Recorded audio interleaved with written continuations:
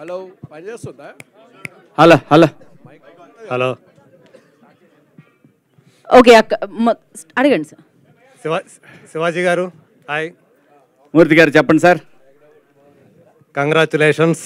Thank you. So చాలా కాలం తర్వాత మీరు అన్నట్టు 11 సంవత్సరాల తర్వాత ఇలా మా ముందుకి వచ్చినందుకు, సో మీరు చేసినటువంటి ఆ క్యారెక్టర్ చూస్తే అంటే మేము కూడా 90స్లో కాలేజీ లైఫ్ అనుభవించిన వాళ్ళం కాబట్టి సో చాలా కనెక్టివిటీ ఉంటుందని చెప్పేసి మేము కూడా ఫీల్ అవుతున్నాము.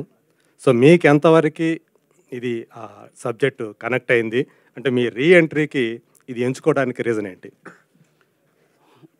సినిమా కాకుండా? అదే రీఎంట్రీకి ఇది ఎంచుకోవటం నేను ఎప్పుడు కూడా ఏది ప్లాన్డ్గా అనుకుంటే అవ్వలేదు నాకు. సరే ఏ ఆపర్చునిటీ వస్తే దాంట్లో బెస్ట్ ఏముందో చూసుకొని చేద్దామని ప్రిపేర్ అయి ఉన్నాను. బట్ ఏంటంటే ప్రెస్ మీట్ పెట్టి నేను చేస్తాను, నాకు సినిమాలు ఇవ్వండి అని అడగటం నాకు ఇష్టం లేదు. తప్పని కాదు, ఎందుకు 96 ఫిలిమ్స్ చేశాను, మళ్ళీ ప్రెస్ మీట్ పెట్టి చెప్పి అడగాలి అంటే ఇవాళ సోషల్ మీడియాలో ఆ తమ్నైల్స్ చూస్తే తమ్నైల్స్ ఒక్కటి చాలు సూసైడ్ చేసుకోవడానికి. సో ఆ పరిస్థితిలో ఎందుకులే, ఏదైనా ఆపర్చునిటీ రాకపోద్దా లేదా మనమే తీద్దామా అనే ప్రాసెస్లో జరిగినటువంటి ఒక అంశం ఇది. దాని నుంచి బాపినీటి గారితో నేను చేస్తాను సార్, నాకు ఉంటే చెప్పండి మీరు అని అన్నాను. నేనంటే యాక్చువల్గా ఆ సినిమాని మీరు తీసుకుంటారా, మీరు తీస్తారా అని అడగటానికి వెళ్ళాను నేను ఆయన్ని. ఎందుకంటే విన్ యాప్ అప్పుడే వస్తూ ఉందని చెప్పారు నాకు. సో ఆ సందర్భంలో ఒక 1.5 మంత్ తర్వాత ఆయన చెప్పారు, నితిన్ గారు కాల్ చేశారు.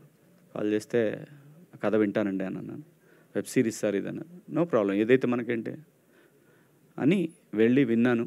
విన్న తర్వాత నాకు అనిపించింది ఓకే ఇప్పుడు నేను చేస్తే ఏం చేయాలి, ఏం సినిమా చేయాలి, హీరోగా ఏం సినిమా చేయాలి, హీరోగా మరి వాళ్ళు ఇస్తారా లేదా మనకు తెలియదు. సో మంచి క్యారెక్టర్ కావాలి అని అనుకునే పరిస్థితుల్లో చంద్రశేఖర్ అనే ఒక క్యారెక్టర్, ఒక మ్యాథ్స్ టీచర్, ఇందులో హీరో అంటారా ఏమంటారా అనేది మీరు సిరీస్ చూసిన తర్వాత మీరు చెప్పాలి. అది నేనైతే చంద్రశేఖర్ ఫ్యామిలీ మిడిల్ క్లాస్ అనేది ఆ క్యారెక్టర్లో ఉంది, కానీ మిడిల్ క్లాసే హీరో ఈ సినిమాకి, ఈ సిరీస్కి. ఒక మిడిల్ క్లాస్ లైఫ్ అనేది ఒక హీరో.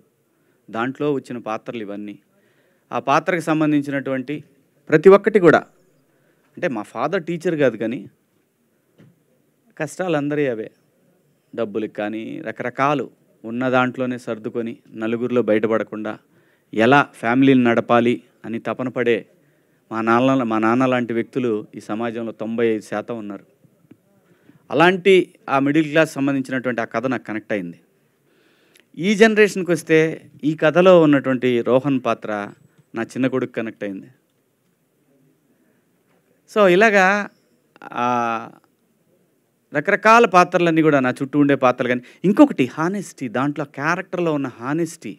చంద్రశేఖర్ ఏదైతే నేను ప్రశ్నిస్తానో నిజాన్ని మాట్లాడటానికి భయపడను ఎవడికి, అలాంటి ఒక మాస్టారు ఇవాళ ఉన్న ఒక ప్రైవేట్ స్కూల్స్ యుగంలో ఒక మాస్టారు ధైర్యంగా పోయి నేను గవర్నమెంట్ టీచర్ని అయ్యుండి ఒక ప్రైవేట్ స్కూల్లో నా బిడ్డలను చేర్చినందుకు సిగ్గుపడుతున్నానని చెప్పటానికి కూడా సిగ్గుపడని ఒక క్యారెక్టర్, ఆ యాజమాన్యాన్ని ప్రశ్నించి వాళ్ళని మాట్లాడకుండా చేసే ఒక క్యారెక్టర్, ఒక నిజాయితీ, ఆ క్యారెక్టర్లో నిజాయితీ, ఆ చంద్రశేఖర్ గారి క్యారెక్టర్లో ఉన్న ఒక నిజాయితీ, ఇవన్నీ కూడా. అలాగే వాసుకి గారి క్యారెక్టర్లో కూడా ఆ పిల్లల్ని ఆ కష్టం తెలిసే విధంగా పెంచే ఒక ఇది. నా వైఫ్ నా పిల్లల్ని ఇద్దరిని అలాగే పెంచింది, మా అమ్మ మమ్మల్ని కూడా అలాగే పెంచింది. ఎన్నో కష్టాలు పడి గుట్టుగా సంసారం చేయటం, అవన్నీ కూడా ఈ కథలో ఉంటాయి. ప్రతి ఒక్కళ్ళ స్టోరీ అండి ఇది. మిడిల్ క్లాస్ 90s అనే కాదు, every middle class family story ఇది. సో అదంతా కనెక్ట్ అవటానే నేను ఈ పాత్రని ఈ సిరీస్ని ఒప్పుకోవటం జరిగిందండి. అలాగే ఈ సిరీస్ వెనకాల ఉన్న నవీన్ మేడారం, ఆయన బ్యాక్గ్రౌండ్ కూడా యాజ్ ఏ టెక్నీషియన్గా తన బ్యాక్గ్రౌండ్ చాలా పెద్దది. తను కథ ఒప్పుకొని ఒక సాటి ఇంకో డైరెక్టర్కి కథ ఇవ్వటం అనేది, అది ఆ ప్రొడక్షన్ తను చేస్తూ ఉండటం అనేది అది గొప్ప విషయం. ఇతని కథని నమ్మి ఈటీవీ విన్ వాళ్ళు చేయటం అనేది డెఫినెట్గా ఇతను కొత్త కుర్రాడు, ఇతనికి ఇవ్వటం అనేది వాళ్ళనే యాక్సెప్ట్ చేయించాడంటే వీడి దగ్గర ఏదో మ్యాటర్ ఉంది విందామనని ఖచ్చితంగా విని నిజం ఇది చేయాలి అని అనుకుని ఫిక్స్ అయి చేసిందండి మూర్తి గారు ఇది. వాసుకి గారు ఒక్క నిమిషం లక్ష్మి. వాసుకి గారు మీకు సో ఇందాక శివాజీ గారు చెప్పారు బాలచంద్ర గారి స్కూల్ నుంచి వచ్చారని. సో బాలచంద్ర గారి సినిమాలంటే మనకు తెలుసు. సో అన్నీ కూడా ఆయన ఎక్కువగా 95% మిడిల్ క్లాస్ కథలేవా అన్నీ కూడా. సో మీరు ఎలా ఈ కథకి రిలేట్ అయ్యారు? మీ నిజ జీవితానికి ఇందులో ఉన్న కథకి ఏమన్నా రిలేషన్ ఏమైనా ఉందా అనిపించిందా మీకు? రిలేషన్ కాదండి, నేను వచ్చిందే మిడిల్ క్లాస్లోంచే. ఈ స్క్రిప్ట్లో జరిగే ప్రతి సిట్యువేషన్ నా లైఫ్లో జరిగి ఉంది.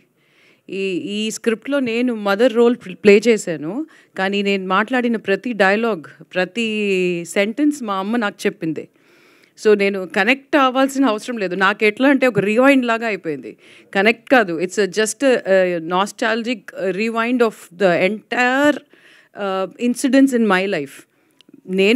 మేము ఉన్నది అయితే ప్రాపర్ చెన్నై మిడిల్ క్లాస్ పీపులే. Dad is a reserve bank employee, mom was a school teacher.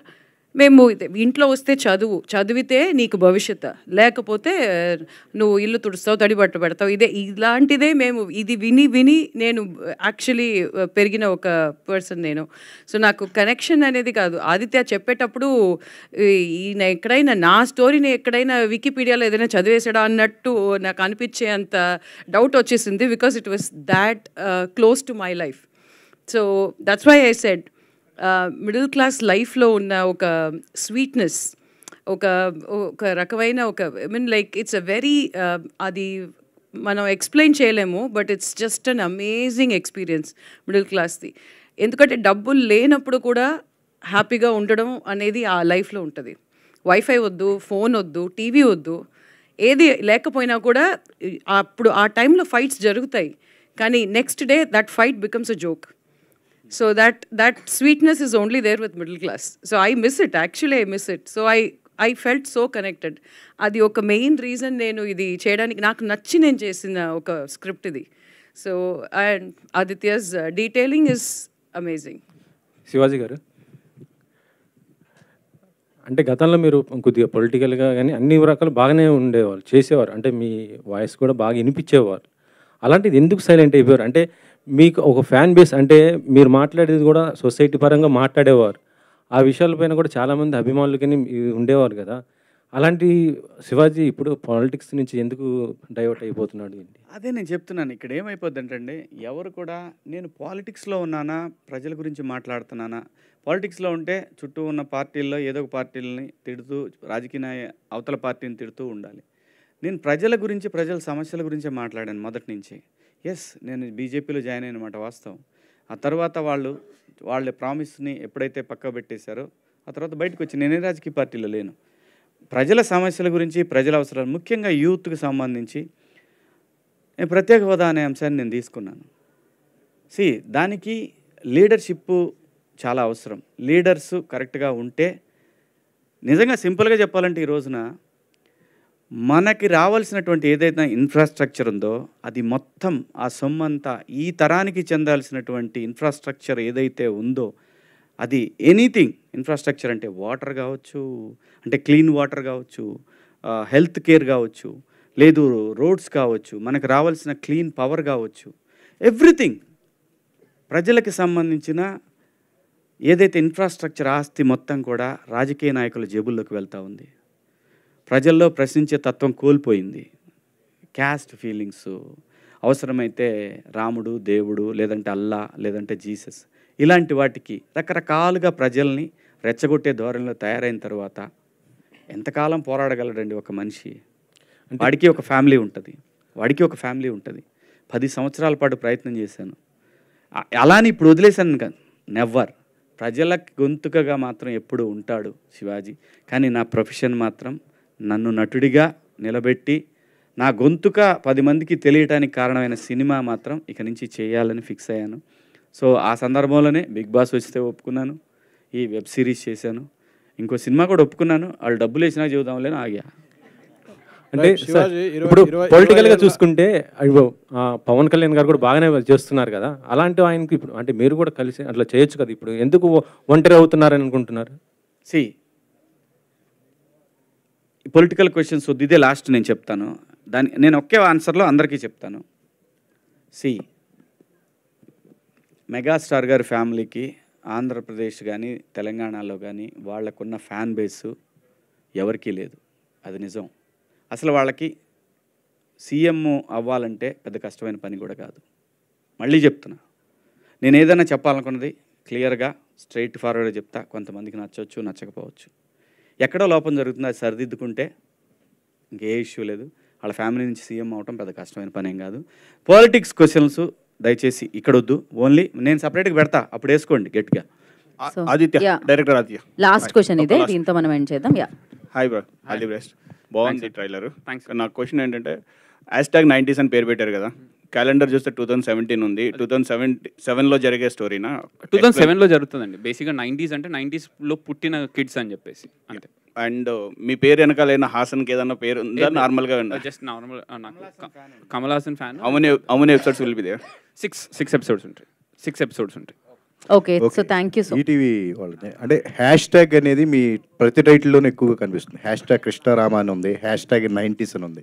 Any something concept ఓరియంటెడ్గా వెళ్తున్నారా ఎట్లా? సార్ సింపుల్ సార్, ఇప్పుడు ట్రెండింగ్ ఈ జనరేషన్ ఎగ్జాక్ట్లీ జనరేషన్లో ఏ ట్రెండింగ్ టాపిక్స్ చూసినా ఫస్ట్ #, అని కొడుతూ ఉన్నారు కదా.